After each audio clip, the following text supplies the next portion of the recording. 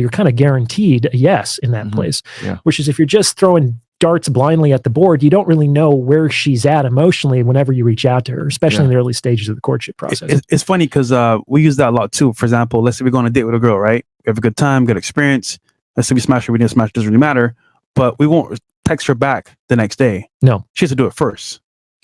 Sure. So I have a rule about that where after I see a woman, I wait 6 days until the next contact. Usually I don't have to wait that long. Usually they reach out to me before then. Yeah. But if after 6 days go by, I will send what I call the courtesy text, and I will reach out and say, hey, how you going?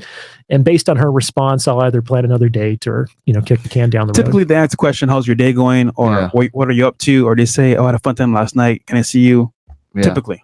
Yeah. You made a video that men need to be the adored.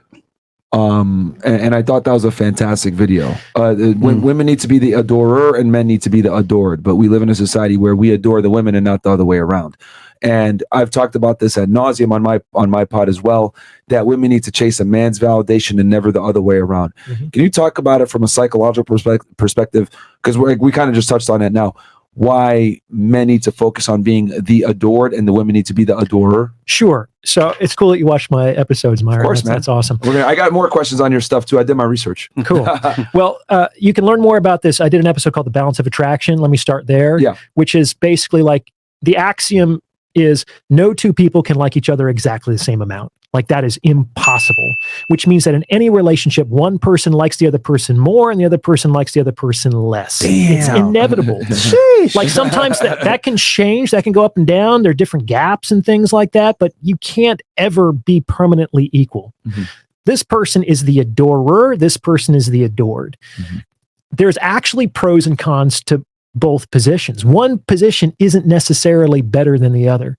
And most people, not just women, most men and women want to be the adorer. People don't think that they do, but they want to be the adorer because the adorer gets to be with the one they love, and what better experience is that? They're the one who get to have the emotional experience in the relationship.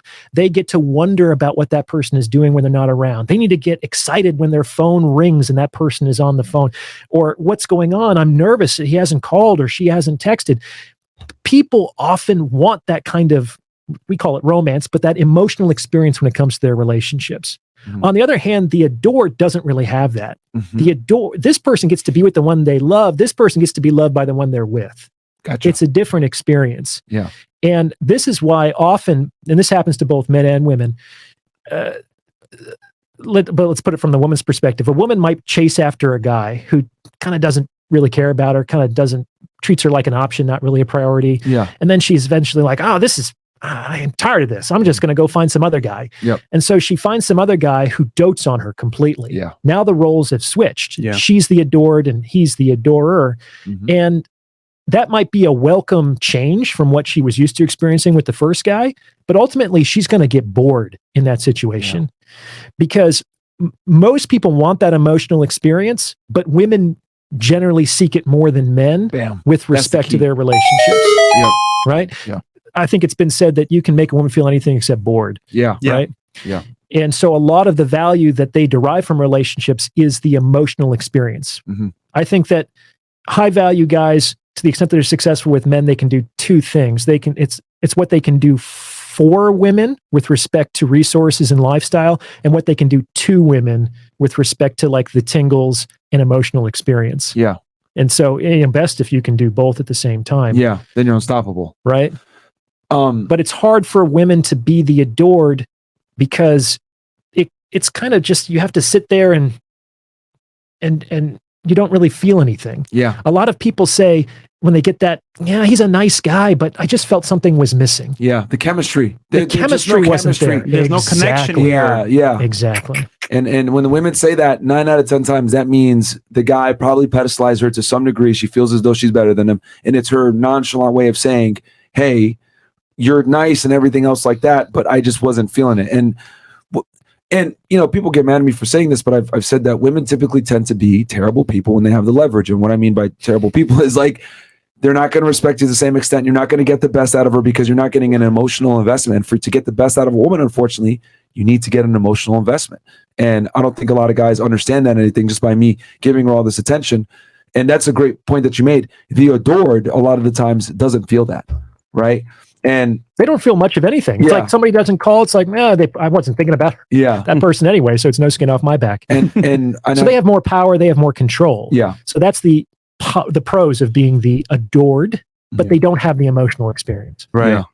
And for the women, they need that more, or they yearn for that more in a relationship. I agree. Yeah, because so from a psychological perspective,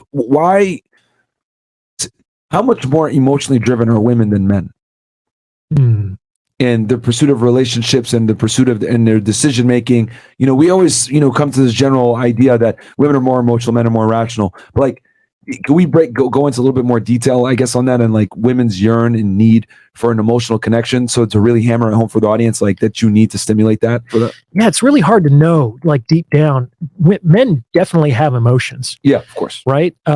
We're often socialized not to express them, and oftentimes that stoic suppression is adaptive, like it's something that we should do. I think it generally is a good thing.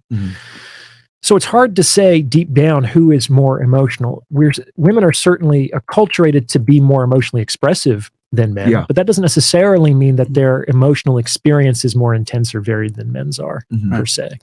So would you say emotions are for them is a much more important, how do I say this, ingredient in the recipe of attraction than it is for men?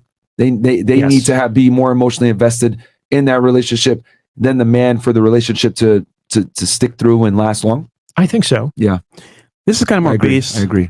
More like a based take here. I would argue you said adore and adoree, right? That the guy, if he's like a player or wants to like have that like multiple connection with girls, has to go back and forth between both places.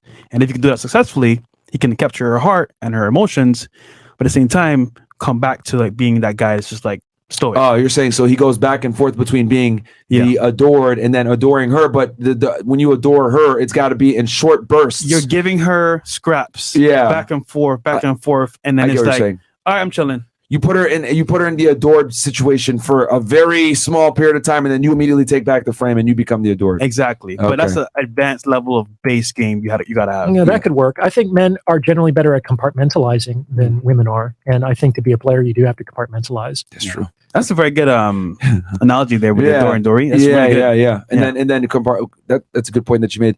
Can you speak to that a little bit more? That players have to be able to compartmentalize. Well, you got to keep your story straight at the very least. That's the hardest part, bro. Yeah. Shit. Damn.